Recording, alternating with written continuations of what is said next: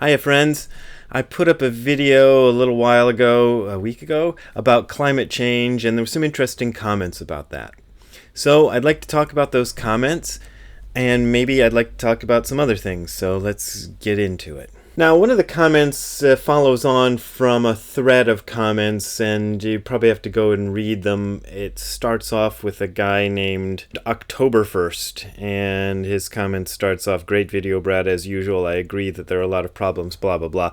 So you can look in the thread under that one for the comments I'm talking about. One of them was saying, we got to do something about this climate change stuff. It's an urgent problem. And I said, what do you suggest? You know I don't have the answer, and I know you don't have the answer. It's this feeling of powerlessness that sucks the most and sucks the hardest. Now, I'd like to address that, but I'm going to leave it to the end because that's a whole area that I think is really, really important. But let's go on with the comment and just put a pin in that. The powerlessness, this feeling of powerlessness, is the thing that sucks the hardest. First, we need to examine how people in the past have dealt with threats that were immediate and could not ethically be ignored, like, say, World War II, when we were bombed and off to war we went, not thinking twice. And he says we shouldn't let's see what the Japanese do next, which I agree, this is an urgent problem. I'm beginning to think that global climate change is that same kind of urgent problem. Under Trump, we're actually going ass backwards in a teacup at Niagara Falls, and so forth and so on. And he says something like, why, for example, can't all the little sanghas come together to create a larger Buddhist organization that makes a public statement to the press that says, our cumulative 3 million Buddhists will no longer buy cars from manufacturers who aren't making electric vehicles, etc., food companies and sustainable farming. Number one, we need to dial up our sense of urgency. We need to do this now. 2, we need to investigate the most potent money streams that motivate stupid climate policy. 3, we need to organize into a larger group. 4, we need to affect corporate policy on a large scale, or as large as Buddhists can. All the very while sitting zazen every morning and eating with our sanghas so that we can be clear-eyed and bushy-tailed when we do it. My reply to that was, I'd say that there's a lot of groups already doing that sort of thing, and if Buddhists want to do that sort of thing, they ought to join those groups. In fact, I would encourage you out there, if you're interested and motivated to do that sort of thing, because I think climate change is real and I think it's a problem, go out and join a group who's doing that. But I don't think we need to get the Buddhist organizations involved in it, and let me see if I can try to explain why. Because he asks, I hope you can help me understand your last claim. Why not exactly? All the Buddhist teachings were always given within an ethical framework. Buddhist organizations are not without values, right? Why should they not be the proper kind of organization for collective action? And I'll read my reply to him and him, I think it's a him, Christoph. Sounds like a him. Here's what I said. Because they have a much more important role to play in society. No one else is doing what Buddhist sanghas do. I think they should concentrate on that instead of doing things that other organizations are already doing. As I said, if people who are members of Buddhist sanghas want to join organizations that do other things, then they should do so. To me, what you're asking for is a little like saying that companies who specialize in making cheese ought to also form volleyball teams and devote their time to intensive volleyball practice. Okay, fine, but who is going to make the cheese? And to me, that's a big deal, because what we are doing with our Buddhist sanghas and our Buddhist organizations is something that's not trivial, that's really important, and that's very, very rare. You know, if I hadn't come across Tim McCarthy when I did, I probably never would have found a Buddhist organization that I could have felt comfortable joining. I wouldn't have lasted an hour in the San Francisco Zen Center or any of those places.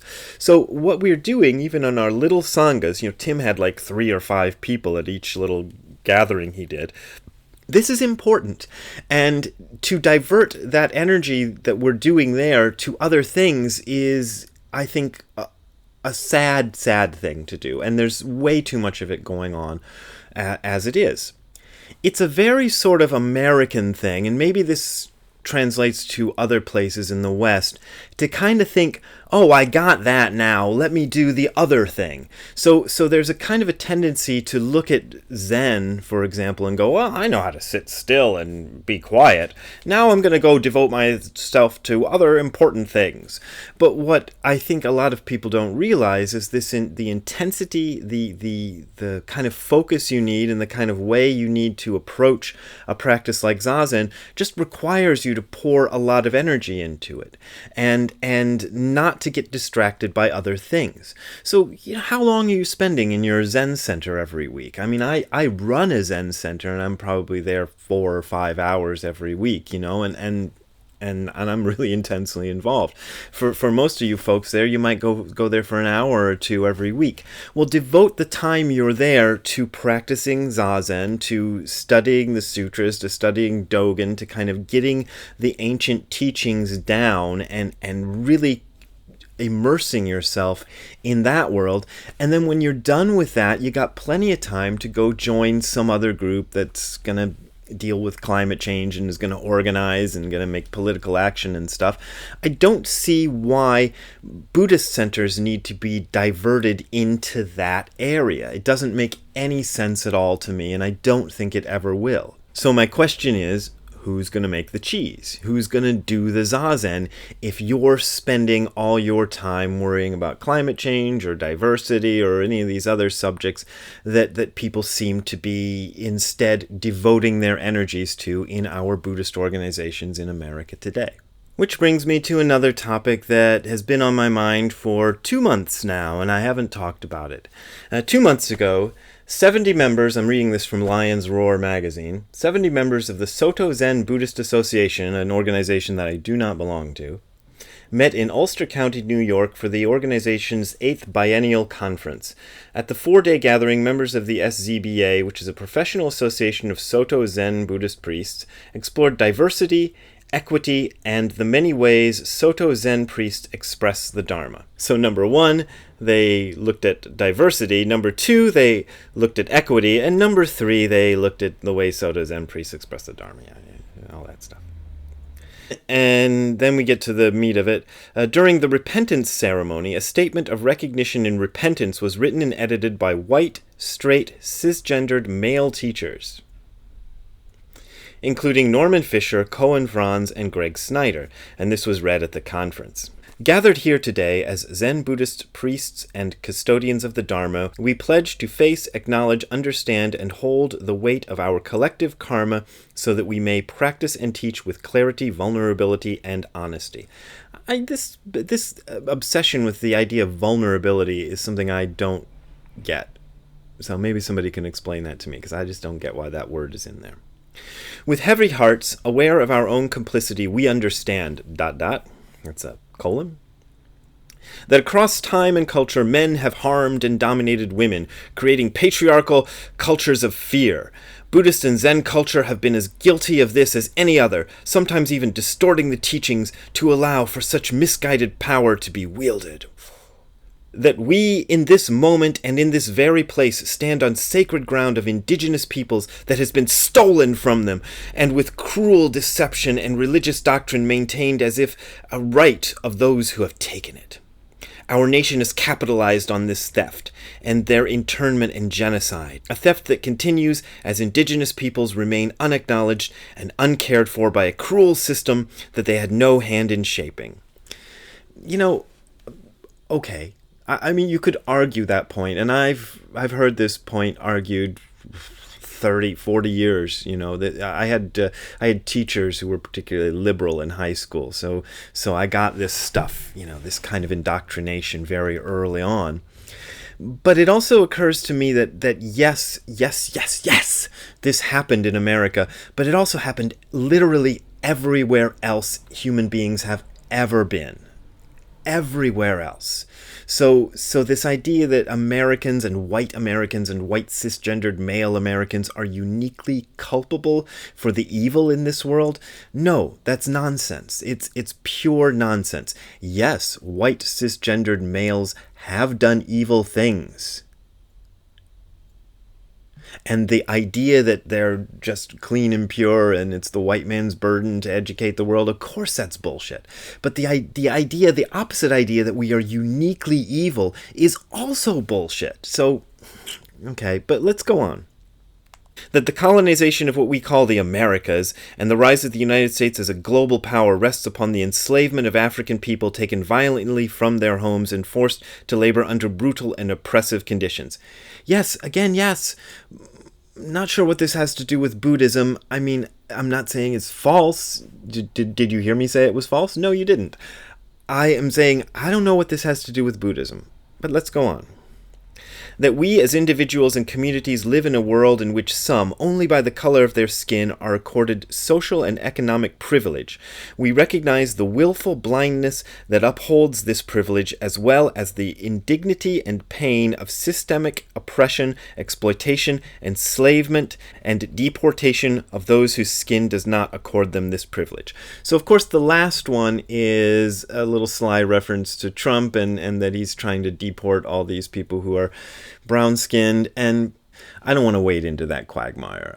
My problem with this idea of white privilege is that it describes a phenomenon that is not unique at all to white people. I saw it happen in Kenya when I lived there, where the Kikuyu people were criticized as being unfairly privileged over other ethnic groups, including the Luo. And I saw it in Japan, where there's a concept of the Japanese, as opposed to the Ainu people who were in Japan before what we call the Japanese got over there from Korea. In Mexico, where my girlfriend is from, the mestizo people of mixed Spanish and native ancestry are privileged above the purely native Mexicans like the Mayans, of which I think most of her family is. In China, there's a privileged ethnicity. I've forgotten what they're called. And in those cases, and many, many more, the privilege doesn't have anything to do with their being white. Privilege of the majority seems to be a phenomenon of all societies, and we should criticize that because we've all been victims of that to one extent or another. In the micro society, for example, that I endured in high school, even though I was white, it didn't matter because pretty much everyone was white. I was part of the minority of people who kind of went against the grain, and I was bullied for it. It happens, and it's a phenomenon we should deal with, but the idea that it's unique to white people is ridiculous and again, has nothing to do with Buddhism. But let's go on. We atone for the suffering caused by racism in all its forms. Well, you know, Trump got really criticized for saying racism in all its forms. If you want to go look that one up, so you better be careful, guys, with that one. And vow to dismantle the white supremacist systems that maintain oppression, including mass incarceration and deportation, persecution and exclusion of refugees and immigrants. Yes, we need to address that, but again, what has it got to do with Buddhism? That we as individuals and communities have treated people with disrespect, cruelty, and violence because of their sexual orientation and gender identity. Yeah, and a whole lot of other things too. A whole lot of other ways that people don't fit in, that get criticized and get people ostracized and get people bullied. There's a lot of things, and I have not seen any evidence that so-called leftists are any better than rightists when it comes to this. I'm sorry, I'm not seeing it. That we as individuals and communities are complicit in an unfair classist economic system that divides humanity into winners and losers, exploiter and exploited, and that encourages selfishness and conflict. Now that is the point in this whole reading, this whole writing thing that really gets me, because that's Marxism. I talked to a friend of mine who is a self-proclaimed Marxist, and we get along just fine, who said, I showed him this, and he said, oh yeah, that's Marxism. That's just Marxism. What is that doing here in a statement by the Buddhists? Why are the Buddhists now promoting Marxism? And fine, like I said, a good friend of mine is a Marxist. I got nothing against Marxists. But Buddhism is not Marxism, and here in this letter, Marxism is being presented as if it is Buddhism. Again, Marxism, fine. If you want to be a Marxist, go ahead, be a Marxist. You know, be as Marxist as you want. But don't tell people that Marxism and Buddhism are the same thing, because they're not. That as human beings, we cannot separate the gift of our own existence from the violence being done through short-sightedness, greed, and self-importance to our planet and the many beings with whom we share it. Now, this is all they needed to say right there, is human beings. That's all they needed to say. This all this nonsense about white people and all this stuff. We're trying to transcend that, folks. As individuals and as Sangha, and on behalf of those who came before us, we atone for participation in all systems that perpetuate domination, violence, greed, disrespect, and unfairness. Good for you. I like that one. We pledge ourselves to overcoming these forces in ourselves and in the world for the benefit of all sentient beings, victims as well as perpetrators. It seems like somebody with a little Buddhist sense got in there and stuck a few things in later in the speech, but and then it's a chant for the full moon ceremony and blah blah blah. Now, back to the other thing that I hinted at before, where the guy said this feeling of helplessness is the worst, and this thing I just read is kind of an example of how that can go awry. I had this conversation with Nishijima Roshi when things were going really cattywampus at Tsuburaya Productions. And I was very dedicated to Tsuburaya Productions when I worked there. I loved Ultraman. I loved having the privilege of working there. And it meant a lot to me. And so when I saw things going wrong in the company, it really upset me. And I had a tendency to kind of fly off the handle about it. A lot like the way these guys do. And I had this conversation with Nishijima in which I went, blah, all this stuff that was going on that I couldn't help and blah, blah, blah, and how feeling helpless. And he said this to me. He said, you can make a little improvement. That just really turned my head around. I don't know if it's working for you, but when I heard it face to face with him in that room and he said, you can make a little improvement, that meant the world to me, and it changed my entire outlook about how to deal with these things, that's what I started to do. I stopped worrying about the big picture, because the big picture is something you can't control. You can't change who's president. You can't make him not tweet those stupid things that he tweets all the time. You can't change white people, you can't change people of color. You can't do any of that, but you can improve your part of the world. Suzuki Roshi said to shine one corner. I think they even put out a book called To Shine One Corner at one point. I don't know if it's still available.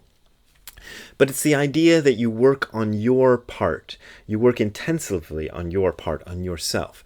And that's what we are doing in the Buddhist sanghas, and that's the thing we should not stop doing, that we should not divert our attention into other things the way this SZBA is diverting its attention into other things.